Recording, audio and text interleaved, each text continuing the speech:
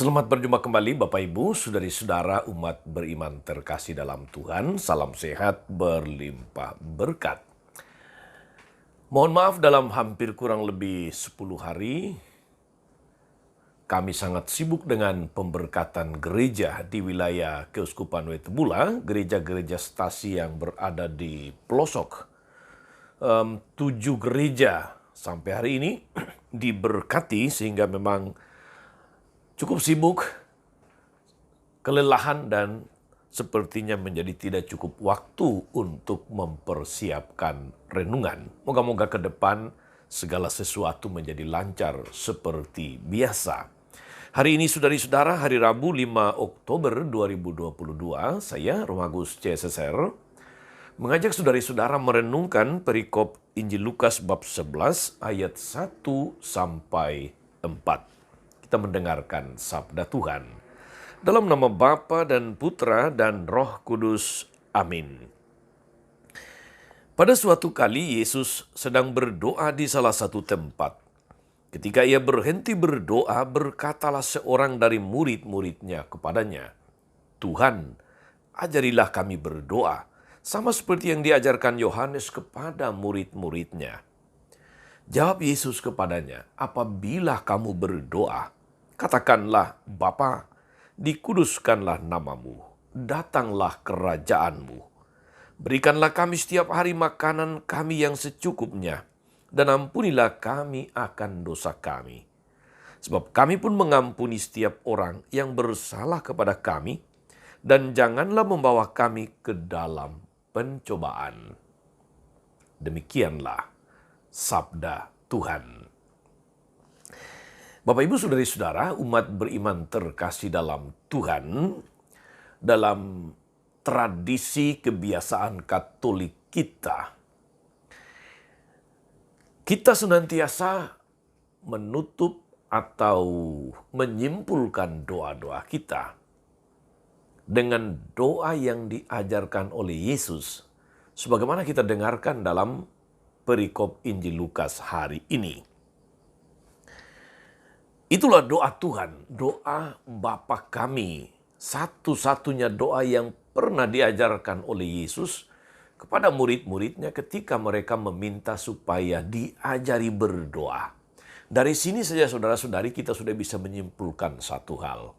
Sebagai seorang guru, Yesus bukanlah seseorang yang terlalu banyak menggurui para muridnya, tapi dia memberi contoh teladan.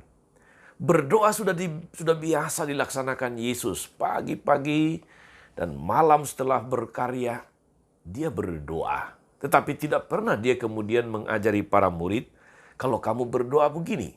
Kecuali dalam peristiwa hari ini ketika para murid meminta dia untuk mengajari berdoa. Dalam hal ini, Yesus bukan seorang yang menunjukkan teori, mengajarkan teori, tapi dia memberi teladan. Saudari-saudara umat beriman terkasih dalam Tuhan, doa Bapa kami atau doa Tuhan versi Injil Lukas hari ini sedikit lebih singkat dibandingkan dengan versi yang lebih lengkap dalam Injil Matius bab 6 ayat 9 sampai 13. Pertama-tama saudara-saudari bukan soal rumus lengkap atau tidak, tetapi semangat dasar yang ada di balik pengajaran Yesus akan doa Bapa kami. Pertama-tama saudara-saudari, doa ini diajarkan oleh Yesus sendiri. Dan sekali lagi, satu-satunya doa yang diajarkan oleh Yesus. Yesus adalah satu-satunya pengantara kita kepada Allah. Karena itulah setiap doa pada umumnya kita akhiri dengan mengatakan, dengan pengantaraan Kristus Tuhan kami. Di situ ada pengakuan akan kepengantaraan Yesus. Dia pengantara kita. Maka sewajarnya saudari-saudara bahwa kalau kita menggunakan doa yang diajarkan oleh Yesus. Namun yang jauh lebih penting saudari-saudara ialah bahwa doa ini mengandung dimensi pengakuan akan kekuasaan dan kebesaran Allah, serta pernyataan ketidakberdayaan kita di hadapan Allah, bahwa kita senantiasa sungguh tergantung atau bergantung kepada penyelenggaraan Tuhan. Saudara-saudara, umat beriman terkasih, mengapa kita harus memuji Tuhan? Tentu saja Tuhan bukanlah pribadi yang gila pujian atau mabuk pujian. Pernyataan pujian itu adalah sebuah ungkapan iman kita bahwa Dia adalah asal, Dia adalah tujuan hidup kita, bahwa hidup kita ini ada dalam penyelenggaraannya. Pengakuan ini akan mengajari kita, saudara-saudari, sikap rendah hati dan mau menyerahkan diri pada kehendak Tuhan. Kerendahan hati tentu tidak membuat kita menjadi pengemis, bukan. Melainkan membuat kita menjadi manusia, pribadi utuh, manusia ciptaan Tuhan. Memohon bantuan Tuhan atau memohon kepada Tuhan untuk segala kebutuhan hidup kita itu bukan tanda kelemahan. Sungguh bukan tanda kelemahan, tetapi tanda pengakuan iman. Tanda pengakuan bahwa hidup kita ada di dalam penyelenggaraan kasih Tuhan. Saudara-saudari, umat beriman terkasih dalam Tuhan.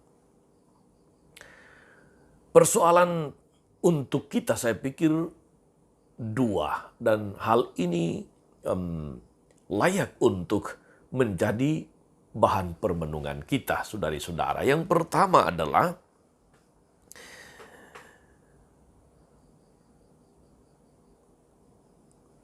sebuah pertanyaan renungan. Sudah sekian lama, tidak terhitung lagi berapa kali kita berdoa Bapa kami. Sudah sungguh tidak terhitung. Kita mengucapkannya juga sudah di luar kepala. Tetapi saudara-saudari yang terkasih, mengapa hidup kita belum sesuai dengan doa Bapa kami? Satu-satunya doa yang diajarkan oleh Tuhan. Mengapa hidup kita tidak sesuai atau belum sesuai dengan isi doa Bapa kami? Ini layak kita renungkan. Andai saja setiap orang Kristiani, setiap orang Katolik khususnya, bukan hanya menghafalkan doa Bapa kami, tapi sungguh menghayati dan melaksanakan isi doa Bapa kami, saudari-saudara. Kiranya kerajaan Allah yang kita mohonkan, dunia yang damai, adil dan sejahtera menjadi semakin nyata. Ini bahan permenungan yang pertama. Yang kedua, saudari-saudara, begitu banyak orang berdoa, termasuk Anda dan saya. Tapi seringkali doa-doa kita itu lebih menyerupai semacam daftar list yang Tuhan harus kerjakan untuk kita. Seakan-akan kita ingin mengatur Tuhan, bukan permohonan dengan yang datang dari hati yang penuh dengan kepasrahan, hati yang penuh dengan kerendahan hati.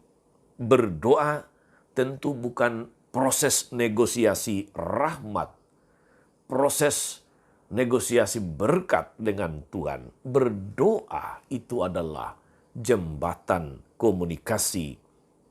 Dan itu adalah komunikasi hati, komunikasi kasih dengan Allah. Jika hidup kerohanian kita benar, saudari-saudara, berdoa itu sungguh menjadi sebuah kebutuhan. Berdoa itu menjadi sumber sukacita dan sumber pengharapan. Maka berdoalah selalu. Doa Bapa kami tiap-tiap saat. Manakala Anda sedang bingung penuh dengan macam-macam pergumulan, kadang-kadang tidak tahu mau buat apa, tidak tahu mau omong apa lagi, ingat. doakan saja doa Bapa kami. Segala yang kita harapkan, segala yang perlu kita sampaikan kepada Tuhan sudah terangkum di dalamnya. Selamat berdoa sebagai dasar dari seluruh karya kita tiap-tiap hari. Tuhan Yesus memberkati. Maria Bunda selalu menolong, setia mendoakan kita semua. Amin. Tuhan Yesus Kristus, kami bersyukur karena Engkau mengajari kami bagaimana harus berdoa di hadapan-Mu, di hadapan Bapa.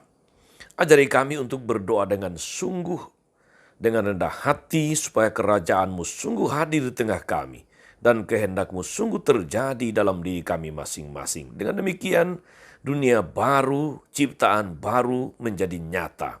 Dunia yang penuh dengan damai sejahtera dan kasih pengampunan. Terpujilah nama-Mu sepanjang segala masa. Amin. Saudari-saudara sekalian, berkat Allah turun atas saudari-saudara, atas mereka yang kita doakan atau kita janjikan doa. Mereka yang sakit dan menderita, segala rencana, karya, dan pelayanan hari ini, Bapa dan Putra dan Roh Kudus. Amin. Tetap sehat, tetap semangat, tetaplah menjadi berkat.